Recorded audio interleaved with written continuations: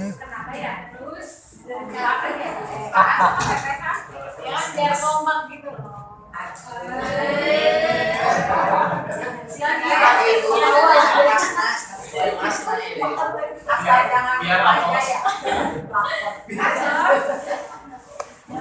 Udah dikasih izin Pak.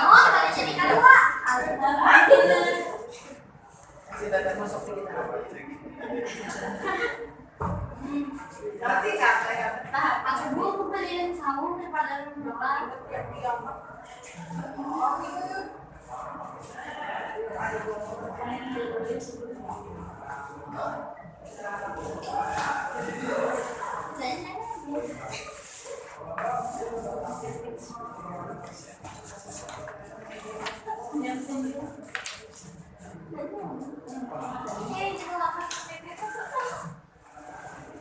Oh ini udah tanda tangan ya?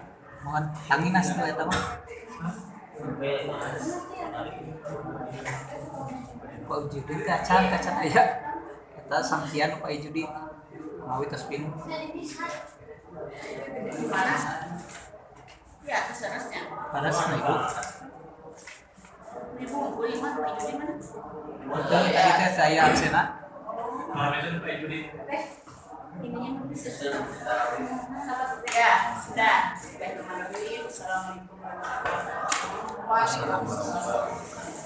Nah, ini ya, pertama maaf ya. Terjadi lagi pemikiran. Yaitu yang pertama menjadi yang kedua.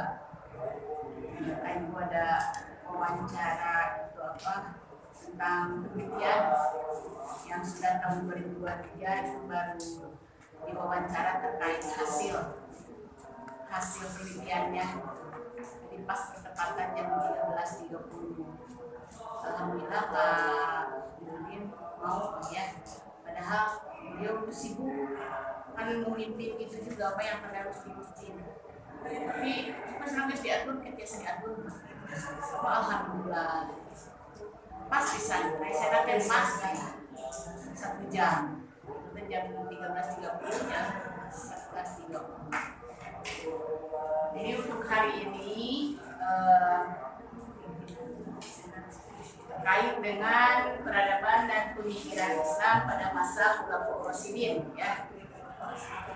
Langsung 4 ya, Abu Bakar Siddiq, Umar bin Khattab, Utsman bin Affan, langsung 4 ini Khulafaur Rasyidin tidak dibagi 2. Kelompok yang lain lanjut ya. Ya, udah. Nah, itu bagaimana ya peradaban Islam pada masa Khulafaur Rasyidin. Ya. Lalu ada beberapa kelompok ya yang berpendapat bahwa orang yang menjadi khalifah ya dari mulai setelah wafatnya Nabi Muhammad SAW. Lalu ada golongan yang bersaing ya untuk memperebutkan kepemimpinan pada masa setelah wafatnya Rasulullah SAW. Itu dari golongan mana saja ya.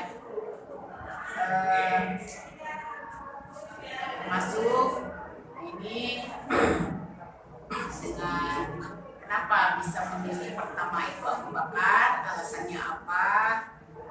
Nah, lalu yang kedua ke Umar bin Khattab, itu atas pemilihan atau atas usulan ya.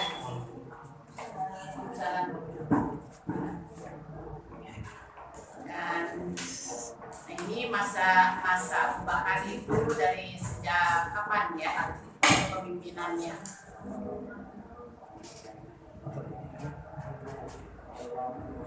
Terus julukan untuk Abu Bakar itu kenapa Abu Bakar dipercaya untuk menjadi khalifah pertama gitu aja, alasannya apa?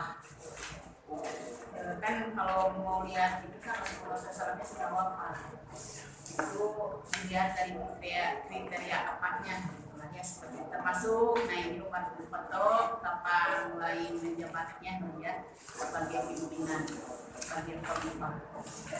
Lalu yang selanjutnya Utsman bin Affan ya, termasuk yang terakhir adalah Ali bin Abi Thalib ya.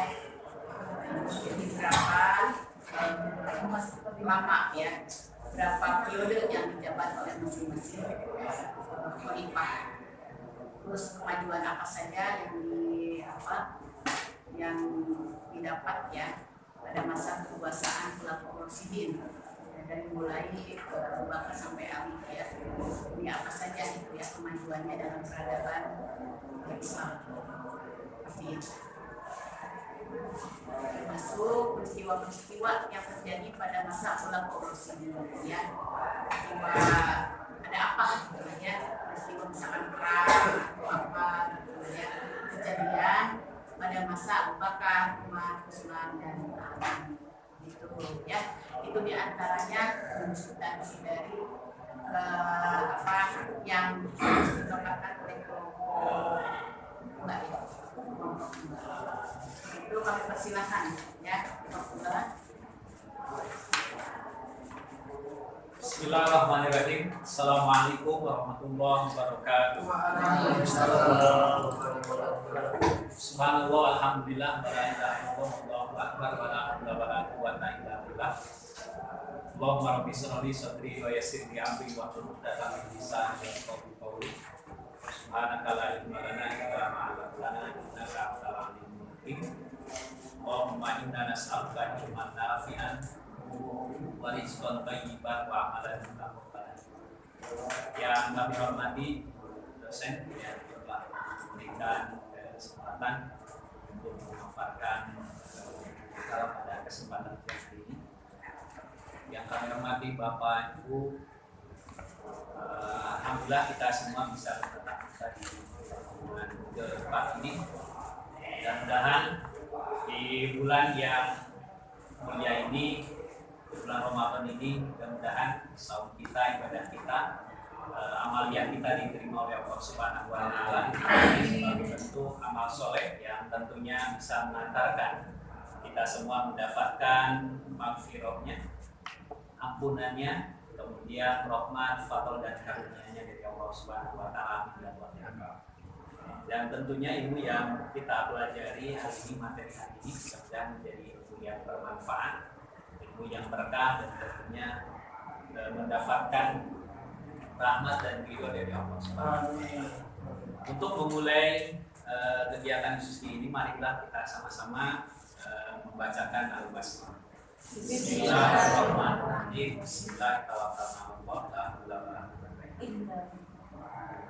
Di pembahasan yang akan dipaparkan pada kesempatan ini yaitu kaitan dengan peradaban dan pemikiran Islam di masa Khulafaur Rasyidin, yaitu di masa Abu Bakar Siddiq, Umar bin Khattab, Utsman bin Affan dan Ali bin Abi Thalib.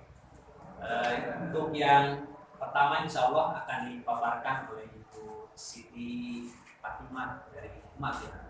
Waktunya selalu terlihat.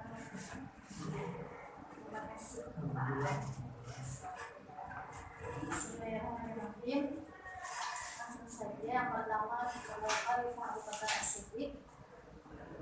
Dilengkapi dengan pengangkatan sebagai Khalifah. Abu Bakar diperkirakan lahir pada tahun 573 Masehi. Nama lengkap beliau adalah Abu Bakar bin Abdullah bin Abi Quhafah bin Utsman bin Amr bin Mas'ud bin Taim bin Murrah bin Ka'ab bin Lu'ay bin Ghalib bin Fihr al-Quraisy at-Tamimi. Garis keturunan yang bertemu dengan Nabi Muhammad SAW pada garis kakeknya yaitu Murrah bin Ka'ab bin Lu'ay. Di mata kaum Quraisy, keluarga Abu Bakar dan Rasulullah SAW merupakan keluarga yang terpandang karena memiliki tugas terkait perawatan dan penjagaan Ka'bah yang merupakan peninggalan dari Nabi Ibrahim alaihissalam. Yang mana di sini keluarga Abu Bakar bertugas mengurus masalah ganti rugi dan pertendaan. Abu Bakar dikenal sebagai sahabat yang dekat dengan Rasul dan selalu siap membela Rasul dalam posisi yang sulit. Beliau merupakan salah satu orang yang masuk Islam pertama kali.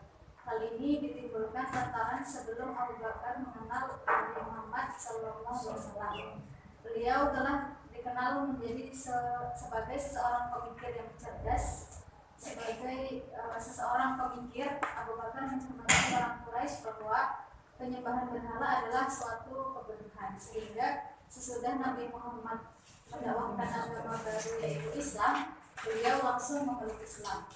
Selama di Mekah, beberapa dari kalangan bangsawan Quraisy masuk Islam karena dakwah Nabi yang juga dibantu oleh Abu Bakar radhiyallahu anhu.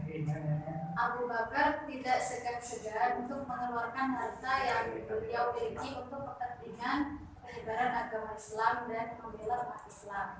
Abu Bakar mendampingi Nabi Muhammad SAW dalam suka dan duka. Beliau melindungi Nabi dari hinaan dan rencana pembunuhan terhadap Nabi. Pada saat Nabi Muhammad sakit dan menjelang wafat, Abu Bakar sering menggantikan Nabi Muhammad. Nah, di saat Nabi Muhammad masih hidup sampai menjelang wafat, beliau tidak pernah menitipkan pesan dan menunjuk siapa kelak yang akan menjadi pengganti dan penerus atas kepemimpinannya, yang mengakibatkan terjadinya perselisihan antara kaum Muhajirin dan kaum Ansar. Nah, setelah melalui beberapa perselisihan, dipilihlah Abu Bakar untuk menjadi khalifah dari kaum Muhajirin. Masa pemerintahan Abu Bakar sebagai khalifah yang pertama.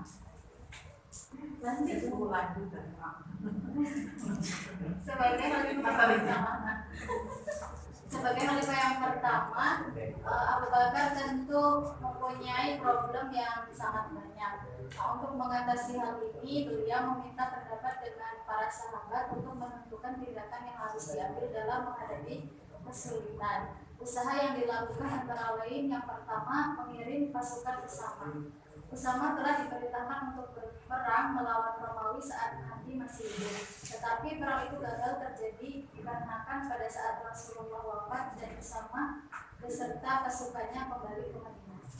Saat kepemimpinan berganti ke Abu Bakar, beliau berkeinginan untuk melanjutkan rencana Rasul untuk berperang melawan Romawi. Walaupun keinginan ini sempat mendapat penolakan dari Khalifah Umar bin Khattab dikarenakan keadaan kota waktu itu yang tidak stabil, tetapi beliau tetap melaksanakan keinginan tersebut dan hasilnya pasukan muslimin yang dipimpin Usama mendapatkan kemenangan.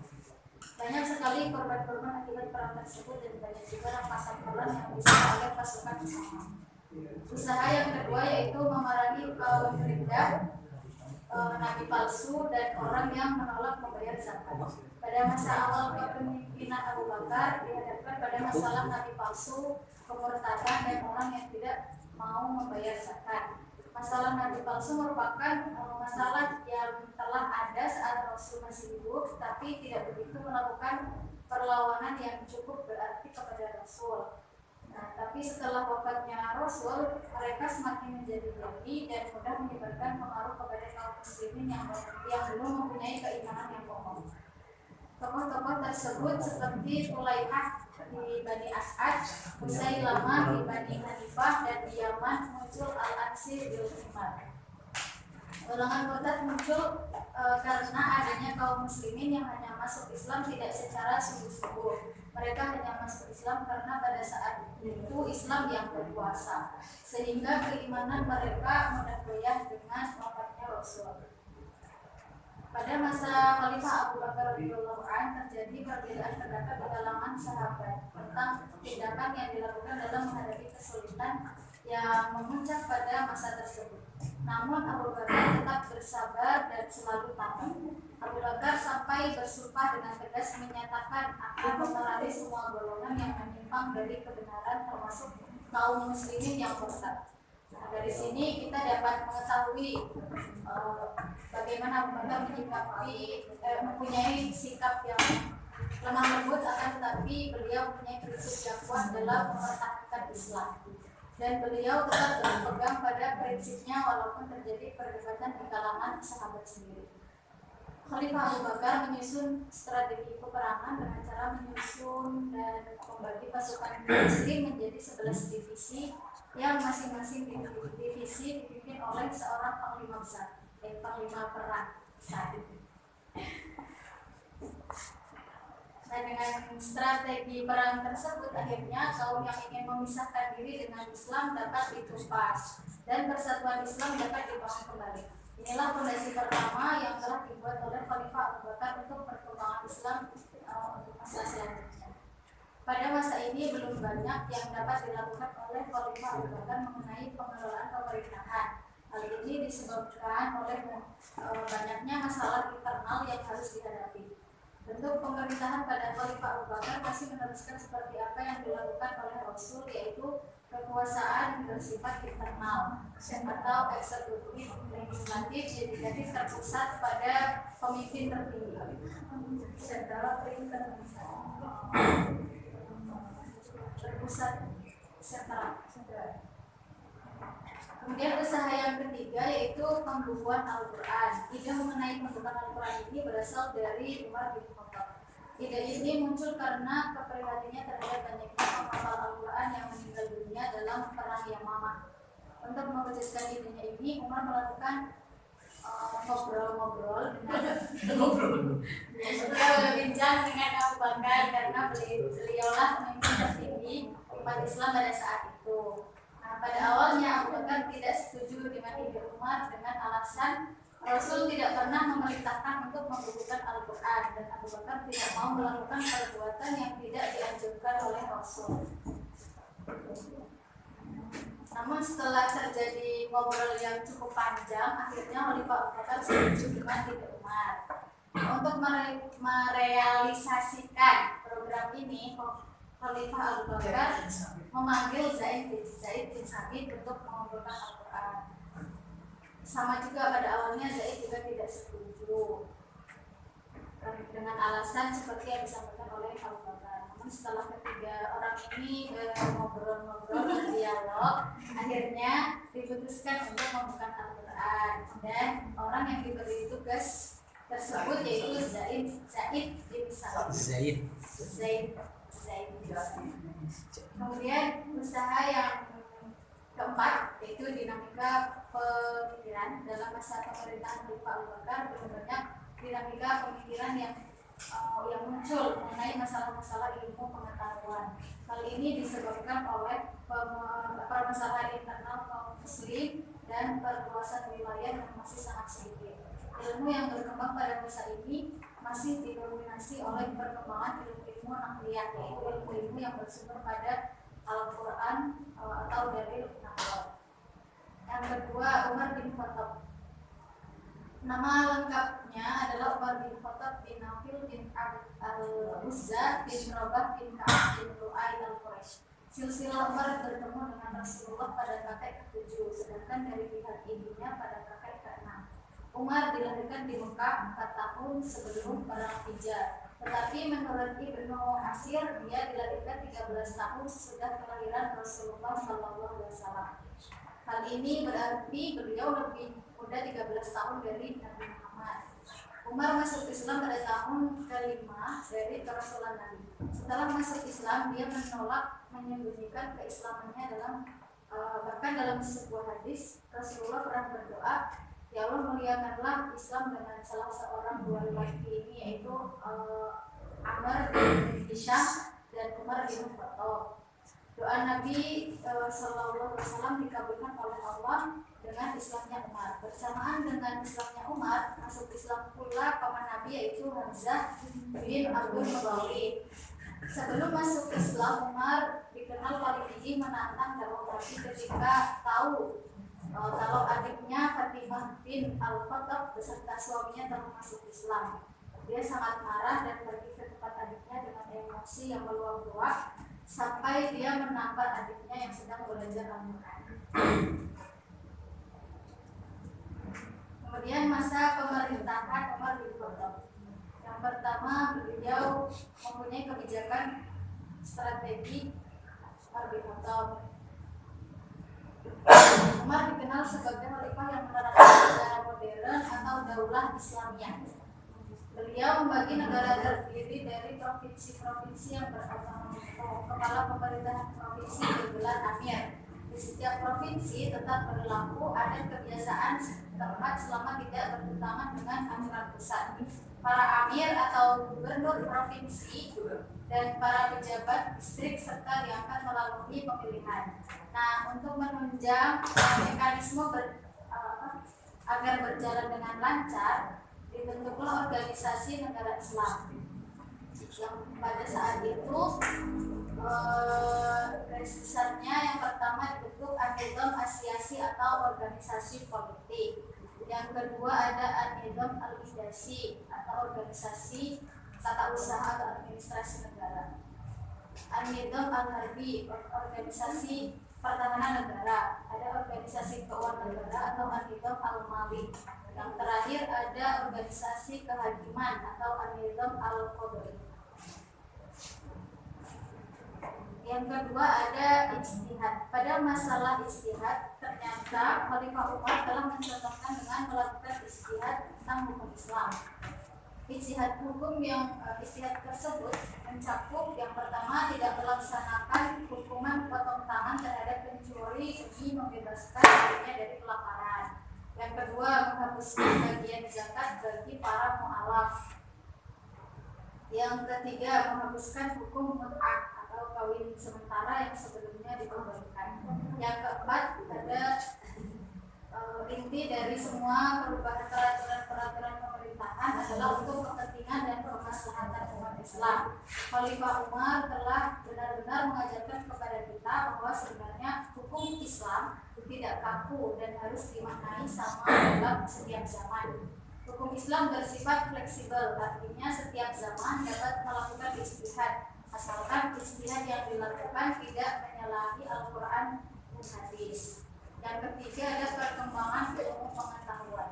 Semakin bertambah luasnya daerah kekuasaan Islam, mulailah muncul beberapa permasalahan, antara lain mengenai cara pembacaan, penafsiran dan dialek tentang Al-Quran. Terdapat beberapa dialek bahasa dalam membaca Al-Quran. Dikhawatirkan akan terjadi kesalahan dalam membaca dan memahaminya. Oleh karena itu diperlukan standarisasi bacaan dengan kaidah-kaidah tersendiri. Apalagi bahasa Arab yang tidak disyakal tentu menimbulkan kesulitan dalam membaca.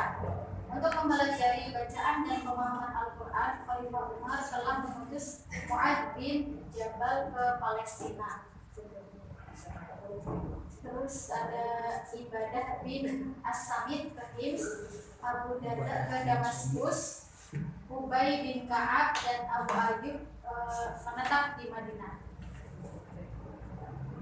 Berdasarkan masalah ini, maka Khalifah Umar dan para sahabat lain mulai berpikir untuk memecahkan permasalahan ini. Perkembangan ilmu lain juga mulai terlihat pada masa ini, seperti ilmu hadis, nahwu, ilmu fikih dan ilmu kedokteran. Untuk ilmu hadis memang belum begitu terkenal pada masa ini, hanya saja baru mulai menjadi isu yang berkembang di kalangan sahabat pada masa itu. Untuk pembukaan Al-Quran pada masa Khalifah Umar, mushaf Al-Quran berada di bawah pengawasannya. Sepeninggal Umar, mushaf itu disimpan di rumah Hafsah binti Umar, istri Rasulullah. Yang keempat ada perkembangan sastra.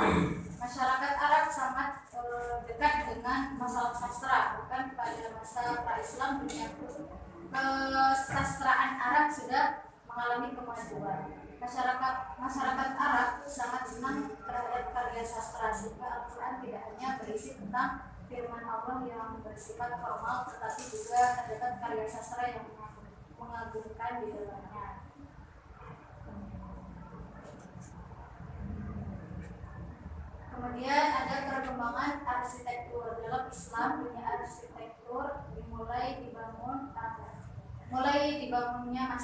Masjid selain sebagai tempat ibadah juga difungsikan sebagai tempat untuk proses pembelajaran dan pusat kegiatan kaum muslimin. Beberapa masjid telah dibangun pada masa Umar, di antaranya Masjidil Haram, Masjid Nabawi, Masjid Al-Atiq. Khalifah Umar melakukan perbaikan dan pembangunan masjid-masjid.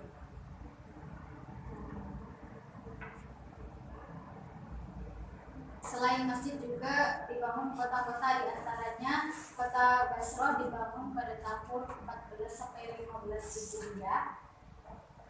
Kemudian ada kota Kufa, ada Fustat,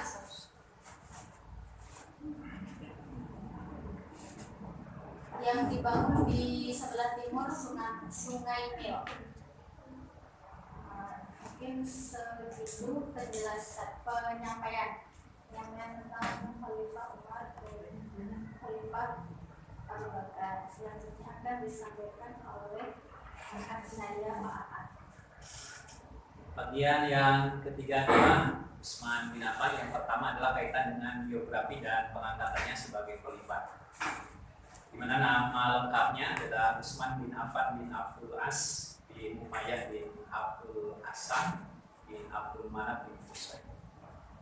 Lahir pada tahun kelima dari kelahiran Rasulullah SAW. Tapi ada yang mengatakan lahir pada tahun ke-6 sudah tahu ya. Utsman masuk Islam melalui Abu Bakar dan dinikahkan Nabi dengan putrinya Ruqayyah binti Muhammad SAW. Utsman tercatat sebagai orang yang pertama memimpin hijrah bersama istrinya ke Habsyi untuk kemudian hijrah pula ke Madinah. Yang selanjutnya adalah Utsman terkenal orang yang pandai menjaga kehormatan diri, pemalu, lemah lembut, budiman, penyabar, dan banyak berderma. Pada waktu perang Tabuk atas ajakan Rasulullah SAW, ia berderma sebanyak 950 kuda dan bahan logistik, ditambah uang sebanyak 1000 dinar. Kemudian dia sanggup membeli sumur seorang Yahudi seharga 20.000 dirham dan disediakan kepada kaum muslimin.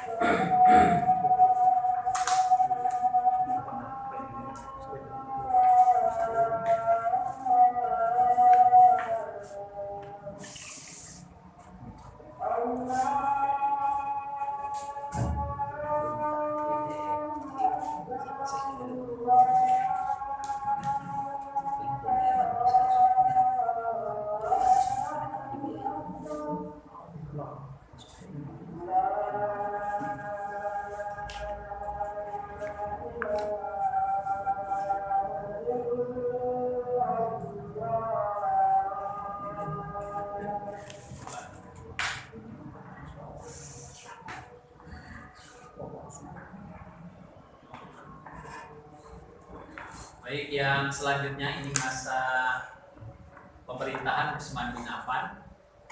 Pada masa awal pemerintahan Utsman ini, Islam mengalami kejayaan berkat pilihan umat dalam tidak banyak hal yang dilakukan oleh Utsman. Beliau hanya melanjutkan program-program yang direncanakan oleh Umar. Kali ini disebabkan karena pada saat terpilih Utsman sudah masuki usia senja, di mana usia Utsman itu adalah 70 tahun kan ya, ketika dipilih menjadi khalifah. Kemudian saat baru pertama kali menjabat, Utsman sudah dihadapkan pada permasalahan pemberontakan. Ada sebagian daerah kekuasaan Islam yang menginginkan untuk kembali ke Orde Lama atau Orla, itu sebelum dikuasai oleh Islam. Setelah itu, khalifah juga melakukan perluasan wilayah hingga mencapai lautan, sehingga dia mendirikan angkatan laut. Hal ini dianggap oleh masyarakat akan menambah beban bagi masyarakat. Kemudian hal lain yang dilakukan oleh Utsman ialah membangun sebuah bendungan besar untuk melindungi Madinah dari bahaya banjir dan mengatur persediaan air untuk kota Madinah. Kemudian dia juga membangun infrastruktur jalan, masjid, jembatan, rumah tamu di berbagai wilayah dan membangun Masjid Nabawi. Kemudian Utsman dikenal sebagai tokoh yang dermawan, sehingga itu kepemimpinan yang dia perlihatkan terkesan longgar, sehingga praktek korupsi mulai ada pada zaman ini. Nah, jadi pada zaman Utsman itu sudah ada korupsi muncul ya, bibit-bibitnya. Itu penggunaan dana Baitul Mal yang tidak sesuai dengan ketentuannya. Hal ini menyebabkan Baitul Mal mengalami kerugian. Kemudian selain itu ada praktek nepotisme yang mulai terjadi pada masa ini. Yang Utsman mengangkat kerabat dekatnya sebagai pejabat teras pemerintah pada orang-orang yang dianggap tidak memiliki kapasitas atau kapabilitas atau kompetensi untuk menjalankan tugas. Yang selanjutnya kita percepat saja. Yang keempat adalah Ali bin Abi Thalib. Yang pertama adalah biografi dan pengangkatan sebagai khalifah. Nama lengkapnya adalah Ali bin Abi Thalib bin Abdul Muthalib bin Hasim bin Abdul Manaf bin Uaid bin Kilab bin Usoy. Kemudian dia dilahirkan di Mekah 10 tahun sebelum Rasulullah Muhammad SAW. Ibunya bernama Fatimah binti Asad bin Hasim bin Abdul. Kemudian Abu Thalib dikenal mempunyai banyak anak. Ketika Mekah dilanda paceklik, Rasulullah SAW mengajak pamannya Abbas untuk bersama-sama meringankan beban Abu Thalib dengan mengasuh sebagian di antara. Mereka berdua mendatangi Abu Thalib untuk menawarkan bantuan kepadanya. Hal tersebut diterima Abu Thalib. Abbas mengambil Ja'far dan kedua mengambil Ali. Ali adalah orang pertama yang masuk Islam dari kalangan anak-anak. Pada saat itu umurnya belum genap berusia 13 tahun. Ali adalah orang yang tidur di tempat Nabi, yaitu waktu Nabi hijrah ya, hijrah dari Mekah ke Madinah, atau waktu malam dia hijrah dari Mekah ke Yastrib dan menyusul Nabi ke Yastrib setelah menunaikan segala amanah yang dipercayakan kepadanya. Kemudian yang selanjutnya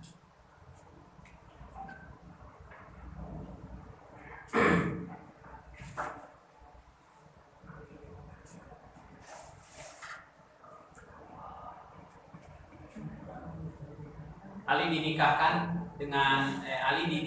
Nabi dengan putrinya Fatimah binti Muhammad SAW pada tahun ketiga Hijrah. Saat itu usia Ali 26 tahun.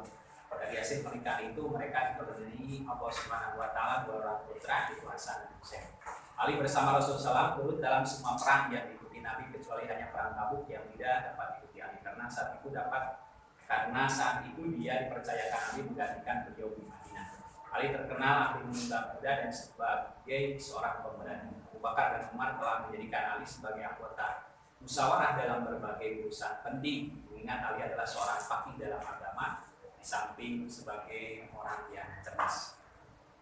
Kemudian yang selanjutnya, kaum pemberontak menguasai Madinah dan orang-orang Bani Umayyah banyak yang meninggalkan ibu kota itu, di antaranya Marwan bin Al-Hakam yang berhasil menundukkan Bani Utsman yang bermendarah. Kaum pemberontak mendesak Ali supaya bersedia diangkat menjadi khalifah, tapi ditolaknya dan dia menegaskan bahwa itu bukanlah urusan mereka, tapi urusan para pejuang perang Badar. Mana Tolhah, Zubair dan mana Sa'ad tanya oleh Ali karena ditolak Ali. Mereka kemudian minta kesaksian Sa'ad bin Abi Waqqas dan Abdullah bin Auf, tetapi masing-masing dari mereka. Kaum pemberontak kembali mendesak Ali supaya bersedia diangkat menjadi khalifah. Ali akhirnya menerima jabatan itu dengan ketentuan dia diberi kesempatan memerintah sesuai dengan kitabullah dan sunnah Rasulullah SAW. Yang memanggul jabatan khalifah mulai 24 Juni 656 Masehi atau 35 Hijriah dalam usia 58 tahun. Tidak seorang pun di antara sahabat terkemuka yang sanggup menerima jabatan khalifah dalam menghadapi suasana pancaroba seperti itu. Tapi juga mereka tidak mau memberikan baiat kepada Ali seperti Sa'ad bin Abi Waqqas, Abdullah bin Umar, Zaid bin Sabit dan Abu Sa'id. Selanjutnya dari fakta di atas membuktikan bahwa Ali tidak mendapat pengakuan dari beberapa sahabat penting di Madinah, ditambah lagi dari berbagai besar. Maka tidak mengherankan kalau dikatakan bahwa Ali inilah yang paling tidak stabil. Ya, dia di hadapan pada konflik berkepanjangan dari awal sampai akhir pemerintahan beliau. Konflik dengan Aisyah, Muawiyah dan dengan bekas anak buahnya Khawarij menurut pendapat Qurtubi yang menjadi penyebab utama tidak stabilnya keadaan masa pemerintahan Ali karena Ali terlalu percaya diri dan memandang hanya pendapat saja yang benar. Hampir tidak jarang dia bermusyawarah dengan orang-orang besar Quraisy dalam urusan penting sekalipun. Nah, ini adalah menurut pendapat Qurtubi sehingga kondisi pemerintahnya adalah tidak stabil. Demikian Bapak Ibu yang bisa dipaparkan kaitan dengan peradaban dan pemikiran Islam di masa khilafah proses. Mudah-mudahan ini bisa ditangkap dan menjadi ilmu yang bermanfaat, dan tentunya kita akan menggali lebih dalam nanti oleh Bapak Ibu kita sama-sama. Silakan. Mohon maaf wajib. Assalamualaikum warahmatullahi wabarakatuh. Waalaikumsalam. Selanjutnya menyikapi dan bagi tentang pendapat masa ulama presiden, kan ada sahabat yang apa sebabnya? Kenapa enggak Ali dulu waktu berhubung itu? Kenapa? Bahkan Ali itu nantinya Rasulullah Shallallahu Alaihi Wasallam. Terus yang kedua, itu di manakah kepemimpinan yang paling dominan di antara sahabat kita yang tersebut? Sekian, assalamualaikum. Waalaikumsalam. Terima kasih. Selanjutnya masih tahu ya? Oh, beda ya?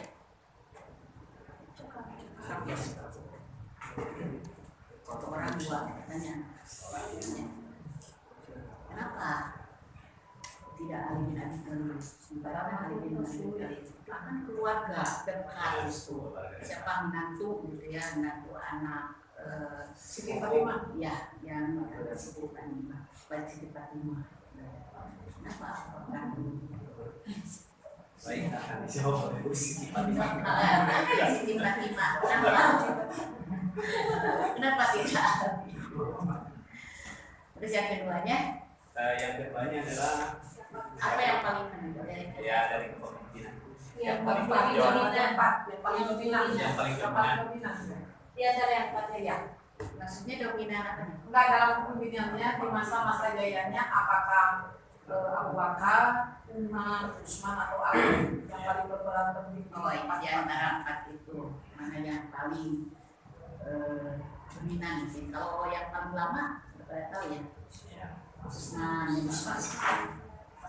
Yang dari keempat itu yang paling dominan. Masing-masing biasanya ada sisi ada perjalanan perjalanan sila hati. Baik, terima kasih Bu Haji atas pertanyaannya luar biasa. Melihat kenapa tadi tidak Ali yang diangkat sebagai seorang khalifah atau pemimpin. Kalau melihat tadi bahwa di sejarah dipaparkan bahwa sahabat Abu Bakar merupakan sahabat yang senior ya, kalau dilihat dari senioritasnya senior, kemudian kaitan dengan keilmuannya, ada kelebihannya, di antaranya adalah apa yang dimiliki oleh Abu Bakar, di mana kaitan dengan keilmuannya, kemudian dengan wawasannya, kemudian dengan berbagai kriteria lainnya yang dimiliki oleh Abu Bakar, sehingga layak menjadi termasuk kan yang menggantikan di saat Rasulullah SAW sakit, ya sedang sakit, maka yang mengimami sholat itu siapa? Abu Bakar. Sahabat Abu Bakar itu adalah bahkan para sahabat itu menandakan bahwa yang akan menggantikan, yang akan melanjutkan estafeta perjuangan Rasulullah di masa yang akan datang itu adalah Abu Bakar, karena sudah dicerminkan, termasuk kan ketika musyawarah di mana itu di Bani Kongres ya, kalau sekarang Kongres di Bani itu balai Bani Sakifah ya, di Bani Sakifah, di mana ada beberapa kriteria yang memutuskan sahabat Abu Bakar Siddiq untuk menjadi khalifah yang meneruskan estafeta pergantian Rasulullah SAW. Itu mungkin lagi. Yang selanjutnya adalah yang kedua, yang dominan, silakan. Kita melihat dari sejarah yang tadi disampaikan ke Umar bin Khattab. Meskipun Umar bin Khattab itu hanya 10 tahun lebih sedikit daripada Utsman, tetapi di Khalifah Umar ini banyak sekali perubahan yang dimunculkan, kayak tadi bikin kota, terus ada bikin masjid yang arsitektur itu, terus ada lagi yang tentang Penggajian.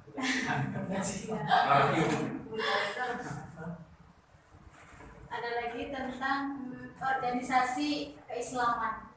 Jadi udah ada politik juga di masa Umar. Sedangkan Utsman meskipun lama hanya melanjutkan apa yang sudah Khalifah Umar bentuk gitu. Jadi penataan kalau ya penataan kenegaraan mulanya sudah lengkap gitu. Ini itu Mas. Mungkin ada yang lain, Pak Haji yang rekan-rekan Bapak Ibu yang menambahkan. Pak Haji mana? Kalau saya cekap siapa ya tulannya? Bisa masuk ya. Irit. Kurang fokus ya. Terkait dengan apa so. Nah ini peradaban Islam pada masa khulafaur ini semenjak Rasulullah SAW, beliau itu tidak meninggalkan surat wasiat ya. Siapa yang harus memimpin? Nah, kenapa masyarakat cenderung ke Abu Bakar Siddiq? Dan disampaikannya di antaranya itu. Dan Abu Bakar Siddiq itu merupakan khalifah yang memang oleh Rasulullah SAW itu sangat dipercaya dalam soal-soal keagamaannya, begitulah ya.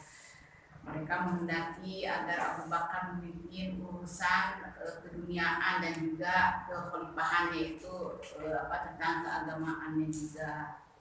Nah selain itu ada beberapa kelompok yang berpendapat seperti tadi kata ibu, kenapa tidak Ali bin Abi Thalib, itulah ya sebagai menantu yang paling dekat, yang tahu di rumah, kalau di rumah kan tahu bagaimana kualitas anak, kualitas menantu begitu ya, apalagi satu ini.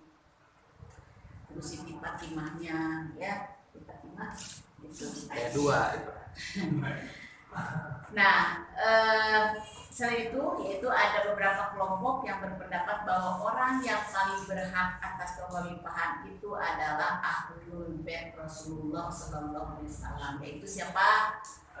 Ali bin Abi Thalib. Beliau termasuk kaum apa ini? Apakah kaum Ansor, kaum Quraisy, atau kaum Muhajirin? Nah, malah ada yang berpendapat sudahlah kaum Quraisy saja ya, yang termasuk dalam kaum Muhajirin itu ya. Terus ada yang bukan kaum Ansor. Yang masuk Ansor yang lain, nah, bukan. Banser atau Ansor. Itu. Betulkah itu Ansor sekarang kan ketika Nabi Muhammad hijrah dari Mekah ke Madinah kan disambut oleh kaum Ansor dengan apa? Al-badru alaina.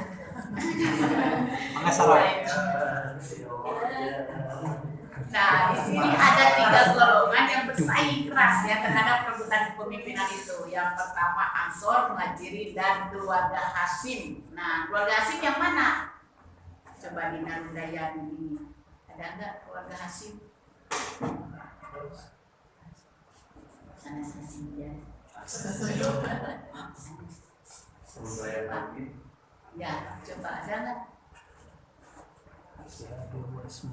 Ada nggak? Nah, dari masing-masing golongan itu, nah itu yang merasa paling berhak menjadi penerus Nabi itu adalah siapa? Itu Abu Bakar. Kenapa udah Abu Bakar Umar dan tidak Ali? Itu juga harus ditanyakan. Alit kene. Alit kene itu salah satunya alit kene. Senioritas kan tadi.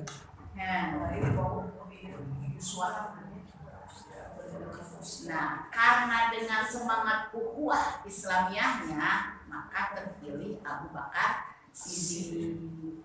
Nah, beliau itu orang mana? Orang Quraisy ya, yang merupakan pilihan ideal karena sejak pertama mendampingi Nabi Muhammad SAW dan juga yang pertama masuk Islam dan yang pertama mempercayai bahwa Nabi Muhammad iya betul begitu sebagai semiqul awal ya, yang memperoleh gelar Abu Bakar Siddiq. Abu Bakar itu apa artinya? Bapak pagi-pagi Bikrun. Pagi-pagi ya.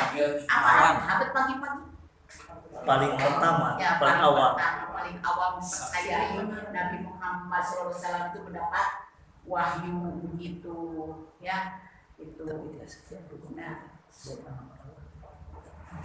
lalu apa sih yang paling menonjol atas segala pertanyaan ya, yang paling menonjol? Yang paling menonjol di masa Abu Bakar Siddiq ini karena berhubungan dengan pemikiran dan peradaban Islam.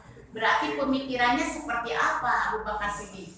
Nah, beliau itu menegaskan prinsip musyawarah. Terpilihnya beliau juga itu adalah hasil musyawarah, itulah ya, dan mufakat. Dan juga sentralisasi kepemimpinan itu pada masa Abu Bakar. Bagaimana peradabannya pada masa Abu Bakar? Nah, peradabannya itu memerangi Nabi palsu. Siapa? Musailama. Itulah yang mengaku Nabi. Sekarang ada yang mengaku Nabi. Garut, kota Garut Nabi. itu kenal. Jadi pada masa Pak Hendra ada yang seperti beda lagi ya. Bisa jadi ini kepada anak cucu zaman baheula ke bapak ini orang yang mengaku nabi, yang mengaku malaikat, Saya Bu ya Edan. itulah ya. Nah, itu malaikatnya meninggal ya. Udah menikah kan? dong selesai dari belajar itulah ya, dia meninggal saja. Nah juga dari peradaban Islamnya itu diperluas, nah itu ke daerah Syam, Mesir dan bangun Baitul Mal, itu diantaranya ya ada departemen keuangan pada masa Abu Bakar Siddiq. Itu dari segi pemikiran dan peradaban. Lalu bagaimana pemikiran pada masa Umar bin Khattab? Nah, tadi Abu Bakar dari mulai tahun 632 sampai 634 Masehi. Berapa tahun? 2 tahun kan sebentar. Kenapa? Sebentar. Padahal kan sebentar. Karena apa? Karena guru meninggalkan waktu itu usianya ya sudah dengan Nabi Muhammad SAW sebulan saat Abu Bakar Siddiq dengan Nabi Muhammad SAW. Abu Bakar Siddiq sebagai siapanya Nabi Muhammad SAW? Mertuanya kan, mertuan. Kenapa bisa diperlihatkan gitu lah ya? Tapi bukan jauh ya. Kalau mertua beda ya dengan menantu. Bisa mertua dengan menantu. Dekat mana? Mertua Pak Ante gadung mertua, Pak Emon bisa ngajar. Pak Ante gadung putra. Nah Salia dinikahkan Kak Eri. Nah berarti Kak Eri adalah menantu, Pak Emon adalah mertua. Dekat mana? Mertua mana? Paling dekat. Dekat mana ke mertua jadi ke menantu? Biraun mana? Dan dulu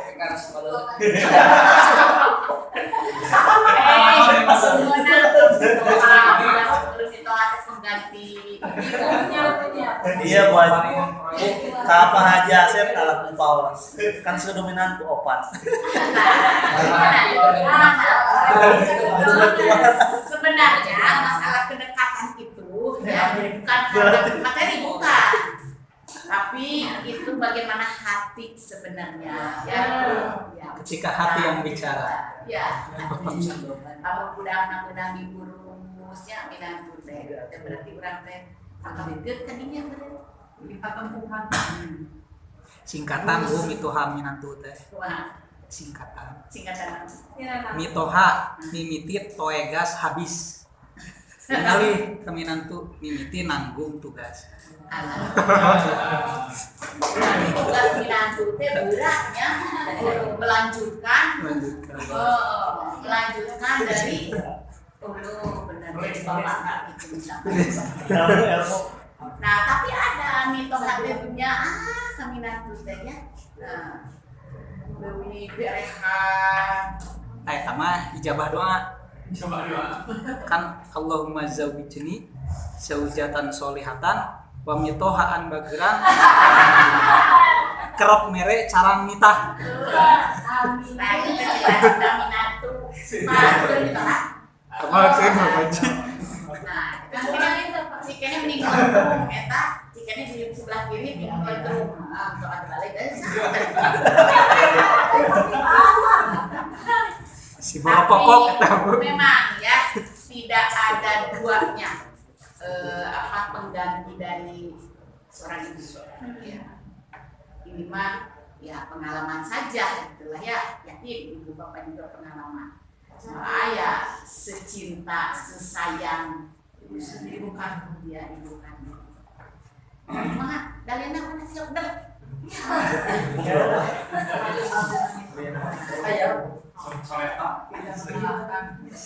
Ibu kaulah wanita yang mulia, derajatmu dari kita dibanding ayah. mengandung lagi. So sama enggak? Mengandung, mengandung. Ya disamakan dengan toha. Dari segi itu ya. Tapi tetap kita harus hormat ya terhadap toha, harus disamakan dengan orang tua begitu. Lalu pada masa Umar bin Khattab pemikirannya apa? Umar bin Khattab seperti apa? Apa? tegas, adil, itulah ya keadilannya. Lalu Lalu kesetaraannya, begitulah ya. Jadi membangun sistem pemerintahan yang terstruktur. Lalu merintis berbagai kebijakan publik. Apa kesetaraan? Sejajar. Sederajatnya sederajat. Nah, artinya seperti di dalam Quran pun antara laki-laki dan perempuan itu setara. Apa? Menuntut ilmunya, talabul ilmi, faridatun ala kulli, apalagi kutlubul ilma, polisi, apalagi coba kesetaraan,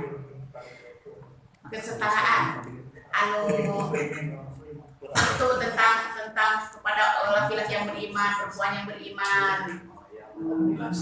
Nah, itu namanya kesetaraan. Untuk perempuan pun, untuk laki-laki pun, misalkan dari tolabul ilmi faridatun ala kulli muslimin, ibu muslimah, ya ayat apalagi setara apa selain itu pengurus setara gender, apa sih setara gender? Setara gender itu apa? jenis kelamin Itu yang pada definisi ya, ada menggunakan jenis kelamin, ada perbedaan peran dan fungsi, gitu lah ya, gender kayak gitu lah. Itu mah masih ini ya, masih ada perdebatan antara kesetaraan gender itu.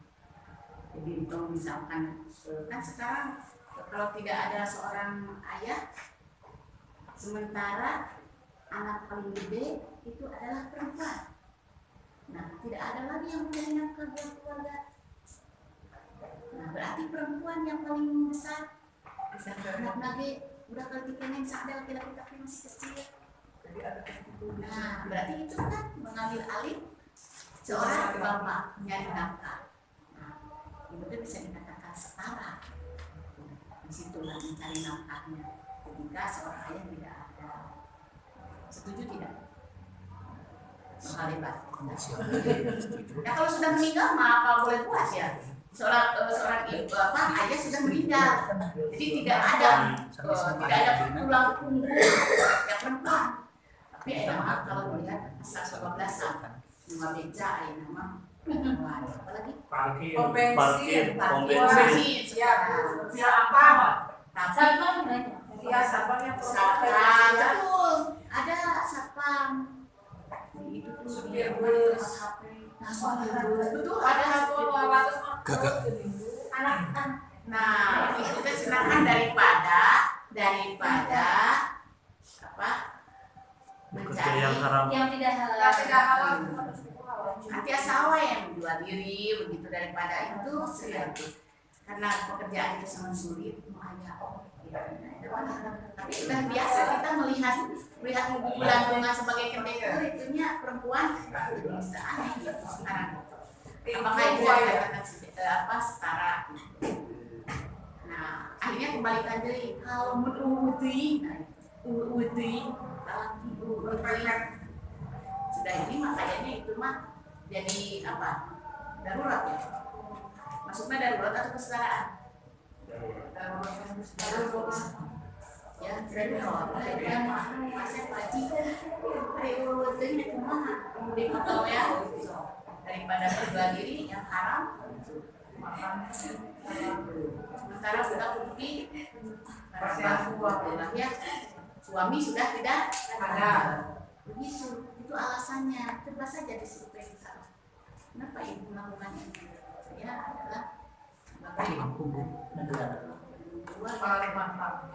sedih kalau begitu ya sok diwawas buah. nah itu jadi nah peradabannya itu apa memperluas wilayah Islam itu kemana Persia Afrika Utara dan membangun infrastruktur yaitu apa jalan irigasi jadi moderasi sudah ada itu pada masa Umar bin Khattab itu sudah mulai ditata namanya terkait infrastruktur dan juga menanamkan tentang kebijakan kebijakan terkait perpajakan ya dan keuangan ini saya di mazhab perpajakan. Coba masa Utsman bin Affan apa yang paling menonjol? Nah ini pada masa Utsman bin Affan menegaskan persatuan umat dan apa kemarin tentang pembukuan Al-Quran ya, kodifikasi Al-Quran. Lalu peradabannya apa? Itu termasuk peradaban juga pembukuan Al-Quran dengan mushaf Utsmani tadi ya. Lalu memperluas wilayah ke Afrika Utara, Siprus ya. Nah ini juga membangun infrastruktur seperti apa, masjid ya, yang bendungan betul. Terakhir, ya Alimin Al-Ghazali itu apa? Menegaskan nilai-nilai keadilan dan kesetaraan juga ya, serta menyelesaikan perselisihan internal umat Islam. Jadi perselisihannya ada perselisihan internal, ada eksternal itu. Waduh, perlu begini lagi ya. Ada sebenarnya ininya apa namanya? Ini teh poin-poinnya ini. Dan juga untuk peradabannya membangun kembali stabilitas politik ya setelah pepecahan internal tadi, lalu memerangi pemberontakan dan mengembangkan ilmu pengetahuan.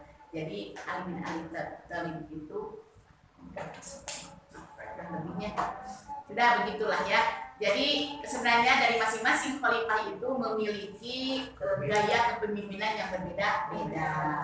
Ada sisi positifnya, sebenarnya negatifnya juga ada peperangan ini, tapi ini waktunya sudah habis, nanti saja itulah ya. Nah dari dilihat dari buku sejarah ya, dari buku sejarah Khulafaur Rasyidin ada itulah ya, terkait apa yang terjadi pada masa Abu Bakar, Umar, Utsman dan Ali seperti itu. Jadi yang paling lama adalah Utsman bin Affan begitu. Lalu ini dari Qurannya juga lah ya, harus ini terkait dengan bagaimana pemikiran dan peradaban itu apakah ada dalam Al-Quran. Lihat saja lah masing-masing, silakan cari nama apa dalil tentang ini, tentang pemikiran dan peradaban ya. Surat Al-An'am ayat 165, Al-Imran 102. Nah, sudahlah ya. Jadi intinya ibu yang ibu tanyakan itu yang minimal sudah ada jawabannya ya. Jadi tidak bisa menyebutkan si A yang paling menonjol, si B yang paling ya. Jadi sama-sama punya kelemahan. Termasuk sekarang di sini Pak Hendra kelemahannya ini, Pak Asep begini, Pak ini tidak bisa menjudge bahwa ini yang paling menonjol, tidak ya. Masing-masing punya kelebihannya. Begitulah ya. Mungkin itu saja karena berhubung waktunya sudah melebihi, mohon maaf sudah melebihi 15 menit, harusnya sampai setengah 4 ya. Nah itu saja, ditutup saja. Kalau kasiran dosen yang telah menyampaikannya dan jadi pasti semuanya diberikan kita rizki paham tentang materi peradaban Islami bersama. Marilah kita tutup dengan hadis Al-Amin.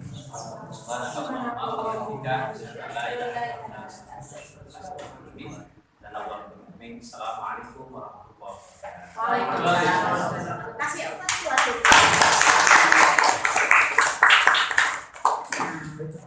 Itu pun tidak bisa membandingkan yang kemarin dengan yang sekarang bagus mana ya, masing-masing punya itulah ya. Mungkin itu saja ya untuk pertemuan kali ini, dan insya Allah kita masih punya satu hari lagi ya, satu minggu lagi ya, berarti minggu depan, dan nanti diajukan oleh dosen Ibu Nenden ya. Ibu Nenden Munawarah ya, ada yang kenal ya? Nah, sebagai dosen ya, di kemarin pernah menjabat sebagai kaprodi juga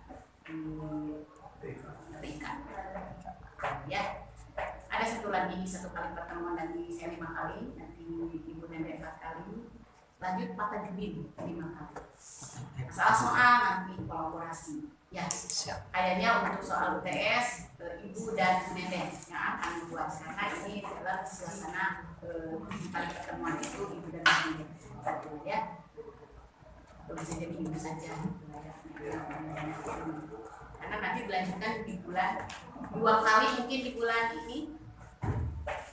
Tapi makalahnya kok masih yang tadi itu. Iya, Yang tadi walaupun nanti ganti dosen. iya, dan dosen nggak usah dilanjut makalahnya, kita sudah belum Lanjut. ya kalau tim teaching. Nah sekarang itu pasca itu harus tim teaching ya. Kalau tim teaching itu jadi gurunya itu harus tim. Kan yang lain juga begitu ya. Nah, ada yang 2, ada yang 3. Biasanya itu 2 karena ya ada ibu ini yang baru ya di bagian ini yang kemungkinan. Itu saja itu kalah. Enggak, badai muka, saus mangga. Mereka mustika, bukan ada mustikanya. Apaan mah ada musafir soalnya tapi